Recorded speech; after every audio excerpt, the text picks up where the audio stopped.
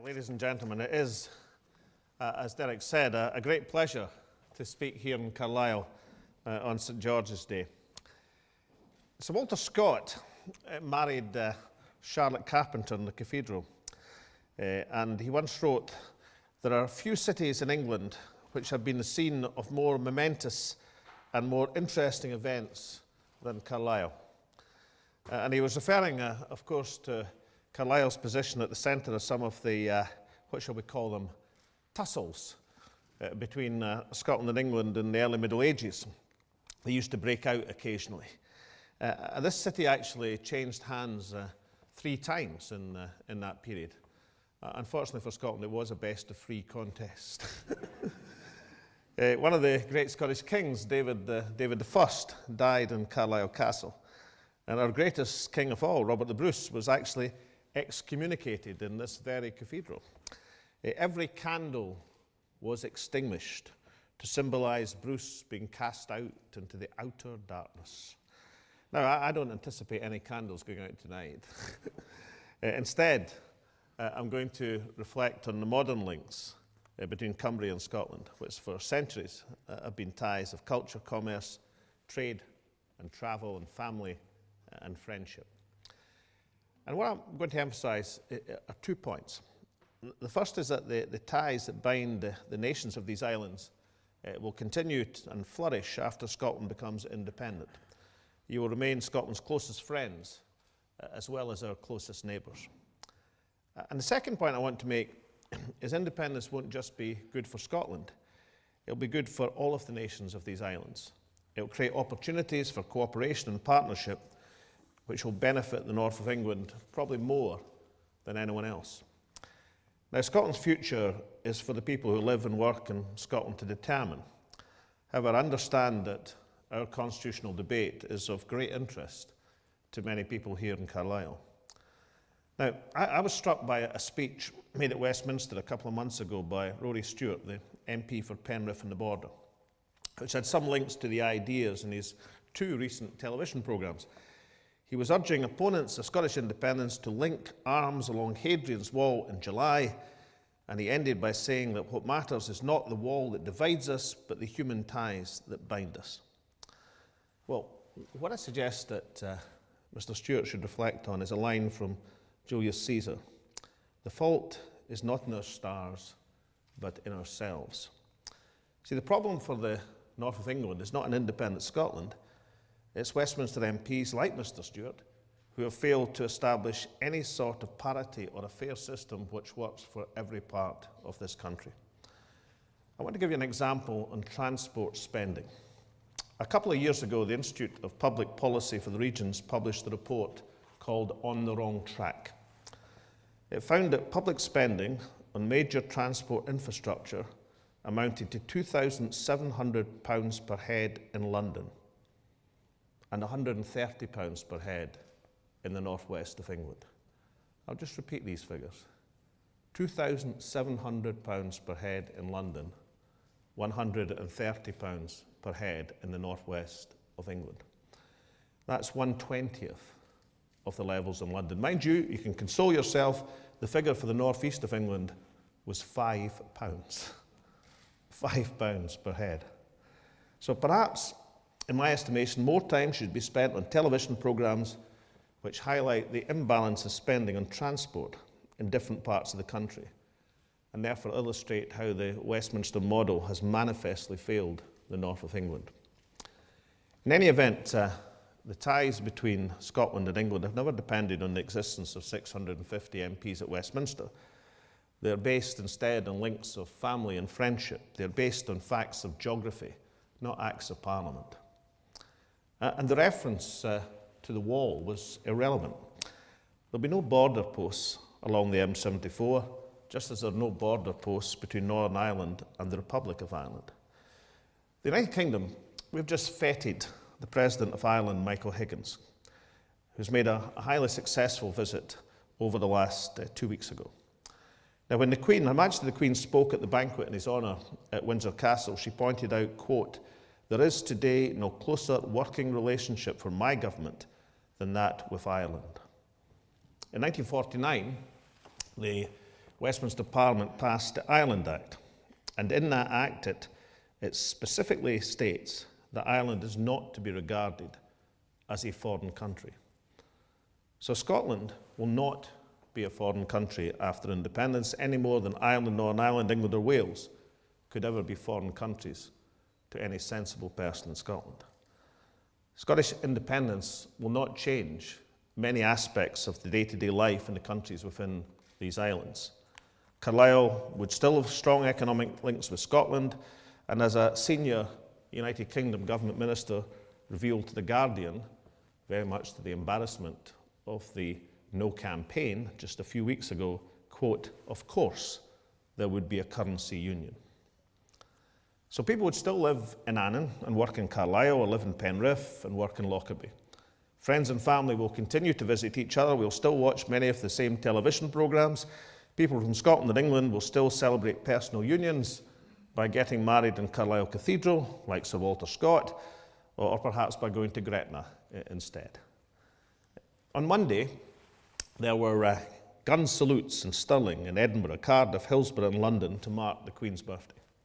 That would continue, since we'll continue to share a monarchy with the rest of the United Kingdom, just as we did as independent countries for a century before the Act of Political Union of 1707, and just as 15 other Commonwealth countries do at the present moment. We have seen over the last 2 weeks how Australia and New Zealand have welcomed Prince William, Kate Middleton and Prince George. And we would cooperate on many issues where we share common interests and concerns. You can see day-to-day examples of this in Carlisle City Council. Cumbria County Council work with Dumfries and Galloway to agree management plans for the natural beauty of the Solway. You also work together on the Solway for Partnership, which is based in Dumfries and which considers issues such as fishing, energy, environmental protection. And there are upcoming Scottish Government announcements to promote research and science in Dumfries, which will be of huge interest to the northwest of England. There is already a British-Irish Council, whose secretariat's based in Edinburgh. It has representatives of the Irish and UK governments, the free devolved administrations of Scotland, Wales and Northern Ireland, and the free crown dependencies of Guernsey, Jersey and Isle of Man. At its last summit in Jersey, the Council discussed youth employment and joint initiatives and learning from each other's experience. That body will not look massively different with 3 independent states rather than 2 free independent states, 2 devolved nations and 3 crown dependencies. So a great deal will remain the same after Scottish independence, but some things will change, and they will change for the better, for Scotland certainly, but also in my submission for England. In particular, and most importantly of all, an independent Scotland will be an economic counterweight to London and the southeast of England. One of the reasons that the No campaign is floundering at the present moment is their ridiculous argument that an independent Scotland would struggle economically. In fact, an independent Scotland would be the 14th wealthiest nation among the developed countries in the Organisation for Economic Cooperation and Development. Scotland has contributed more in taxes per person than the rest of the UK for every single one of the last 33 years. We have more universities in the world's top 200 per head of population than any other country on earth. We have huge expertise in engineering and life sciences, an astounding cultural heritage, immense energy and natural resources, and a skilled and inventive people.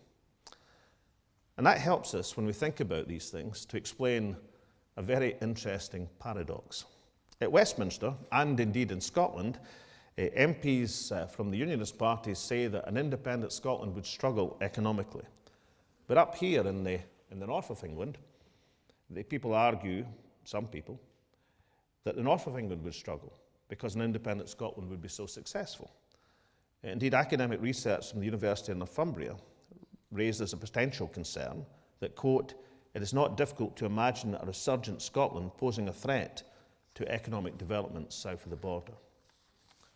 Actually, the real danger, the present danger, the danger we have at the present moment for both Scotland and the regions of the UK lies with the current system.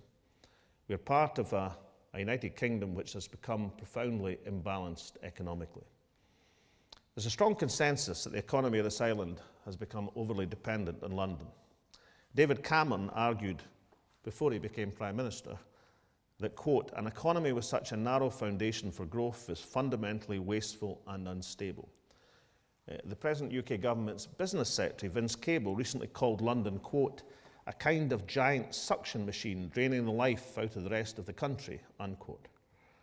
Now, I have to say, as First Minister of Scotland, I'm much more moderate in my views than Vince Cable. But he is clearly right that the attraction of capital and talent to London is now one of the defining features of the UK economy. Professor Tony Travers of the LSE has said, London is the dark star of the economy, inexorably sucking in resources, people and energy. Nobody quite knows how to control it. Now, let me be absolutely clear from my perspective. In my view, London is a great world city. I admire it greatly. But there is an issue here, and one that I've spoken about before, including in a recent speech in London itself. It's an issue not just for the northwest of England, but for every single part of these islands. Economic disparities between the different parts of the UK have grown hugely in recent decades. In fact, the UK has now the highest levels of regional inequality of any country in the European Union. And although the United Kingdom government recognises the problems caused by these disparities, there's little evidence of any change whatsoever. Indeed, the disparities are accelerating. Last week, we had the latest figures for house price changes. In London, they rose by 18%. In the northwest of England, they rose by 6%. Since 2007, London's economy has grown approximately twice as much as the rest of the UK. And growth again is being driven in a familiar pattern by consumption rather than by investment, by a housing bubble as opposed to the real economy. Now, much of the reason for the financial troubles of recent years is that the UK's model of growth was unsustainable. Income equality increased, regional imbalances grew, manufacturing capacity has been hollowed out. But it's all, as we go through this process, nothing whatsoever has been learned. We are seeing the start of another London housing bubble before other parts of the country are fully recovered from the recession. The devolution and the onset of the Scottish Parliament in 1999 has helped to mitigate the effects of this imbalance for Scotland. We have developed an economic strategy which focuses on key growth sectors of the future, which recognises the importance of equity and regional cohesion. Our economic inactivity and unemployment rates are now lower than the rest of the UK. Our employment rate is higher. When the Scottish Parliament was created, we were the 5th wealthiest area of the UK out of 12. Now we are 3rd, behind only London and the South East. But that's an average figure.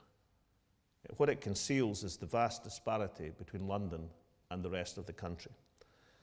And we don't have the economic levers we need over employment, over workplace regulation, over taxation. We need these powers to transform the Scottish economy by sustainably and wisely investing in our vast but finite hydrocarbon reserves, by harnessing the renewable energy resources which will last forever, by investing in childcare to unleash the full potential of all of our population, by boosting productivity and competitive advantage, by sharing the wealth properly across all parts of our country. We need independence to use our natural and human resources for the well-being of all of our people.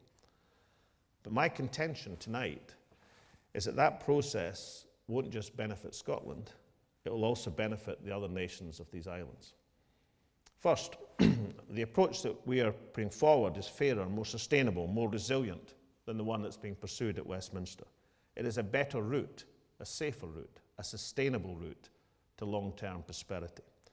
And it will provide a powerful example, an exemplar, for those who are looking for a working model of how to change the current system. Secondly, success for the Scottish economy is not a zero-sum game. The successful Scotland, which we will certainly see, will become a new growth pole to the north, shifting the centre of economic gravity of these islands. It often seems as though power, wealth and talent flow downhill to the southeast, independent Scotland will cause a rebalancing of Britain, a northern light to resist the influence of Professor Travers' dark star. Now, the strategic plan of Cumbria's local economic partnership already highlights the connectivity of the M6 corridor as a major asset for you, a major selling point in promoting investment. It will become even more important in the future as one of the main links between England and Wales and a prosperous independent Scotland. I was quite taken by a description I saw recently by David Southward from Cumbria County Council, who spoke about making the most of Cumbria's geographical location. He said, if you were to spin a map of Northern Ireland, Scotland, Wales and England on your finger, then your finger would be under Cumbria. I like that way of looking at things. It sees these borderlands as hubs, as the centre of trade between the nations of these islands. The University of Central Lancashire has adopted a similar vision. It is developing the Irish Sea Rim project, building connections between the Isle of Man, Ireland, Northern Ireland, Wales, southwest Scotland and the northwest of England. That project will promote innovation in transport, higher education and energy across an area which covers 26 higher education institutions and almost 500,000 businesses. It is potentially of significant benefit both to Cumbria and to the southwest of Scotland. But that vision, that vision of the borderlands as hubs requires transport connectivity to link Scotland and the north of England more effectively together. UK's current plans for high-speed rail for Scotland and for the north, well, they certainly lack high ambition and they also lack speed. They may not reach Manchester till 2032. And Carlisle? Well, to quote Burns, I think the rocks will melt with the sun before they reach Carlisle. David Higgins, who's in charge of delivering the project, has expressed his frustration at the current timescale.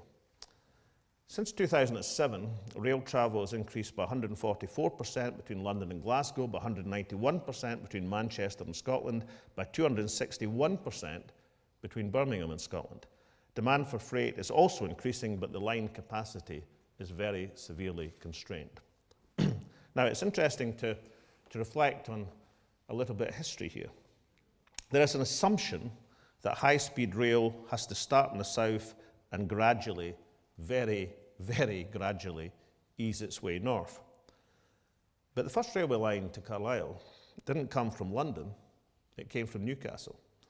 In 1836, Carlisle Station was a joint venture between the Lancaster and Carlisle Railway Company, which was building the line south, and the Caledonian Railway, which was building the line from Carlisle to join up with the pre-existing lines in central Scotland.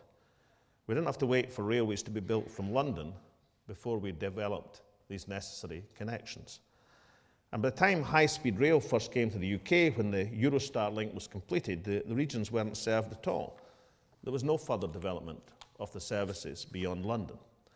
In fact, a report by the House of Commons Transport Select Committee pointed out the acquiescence of members of Parliament to the Channel Tunnel Act of 1987 depended on the provision of regional services.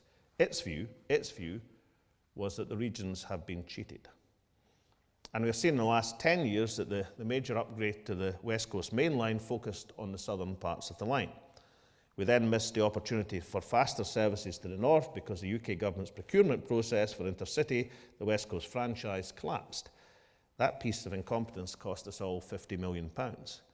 At the moment, we may have to wait for refranchising in 2017 to see a significant improvement. So to summarise, under Westminster control, high-speed rail won't come to Carlisle for decades, if at all. The West Coast line doesn't get upgraded to the north, and the franchise process collapsed. The East Coast line has seen a consistent failure of operators, and when they do have a public operator that works, their answer is to change the franchise again. By comparison, I'm very pleased, in fact, I'm relieved to tell you that the two rail franchise procurement processes that we control in Scotland are proceeding well and on schedule, and we're keen to get on with making major improvements to connectivity.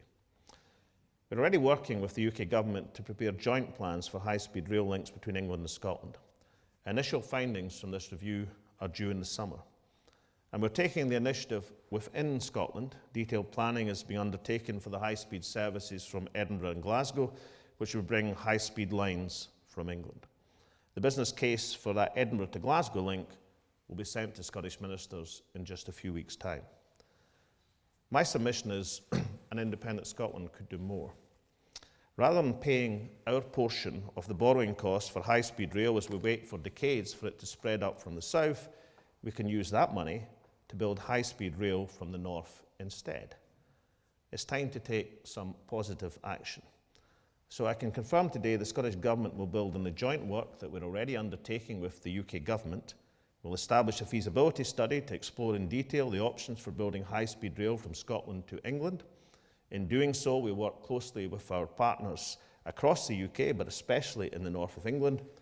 Of course, we can't determine the route until we undertake the feasibility study, but this is a statement of intent. And we know that high-speed rail, of course, isn't the be-all and end-all. We want to make early improvements in journey time between Scotland and the northwest of England, including Carlisle, on the existing West Coast main line.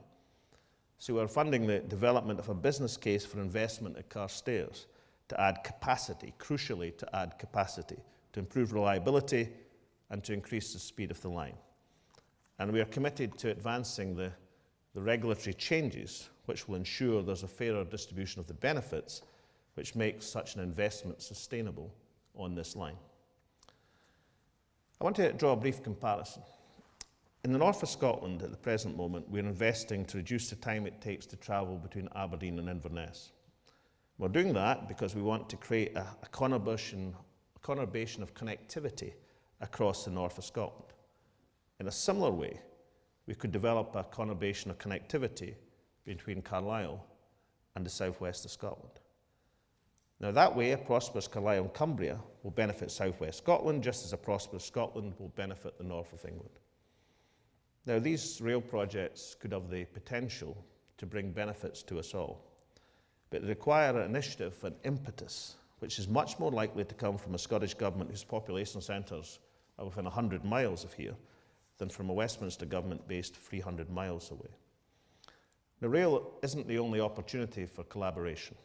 I know that many of you have been keen to explore other areas of working together. And we saw an early and practical expression of that in Peebles just 3 weeks ago. Senior local authority members from Carlisle City, Cumbria, Northumberland, Scottish Borders, Dumfries and Galloway developed a plan to take forward the shared economic opportunities, for example, in enterprise and tourism as well as transport. They are due to meet again this autumn. It should be said that one of the aspects under discussion was an extension of the Borders Railway to Carlisle. It opens in Tweed Bank next year. I think the correct time for the feasibility study will once we establish the success of that line to Tweed Bank. Now these discussions in the Borderlands Initiative between the councils followed academic research, which I mentioned earlier, from the University of Northumbria. That was commissioned by the Association of North East Councils and indeed Cumbria. The Borderlands report recommended collaborative working across the local authorities on both sides of the border. Now, the practical cooperation which we're starting to see under Borderlands has quite rightly been taken forward primarily by local authorities. But any independent Scottish Government will support it wholeheartedly. This Government, if elected as the Government of an independent Scotland, will work with the local authorities to establish a Borderlands Economic Forum. We'll nominate a lead minister to work with that body. And I want to make a further commitment, one which can take effect in 2014 rather than 2016. The Scottish Government is a national economic forum which meets twice a year.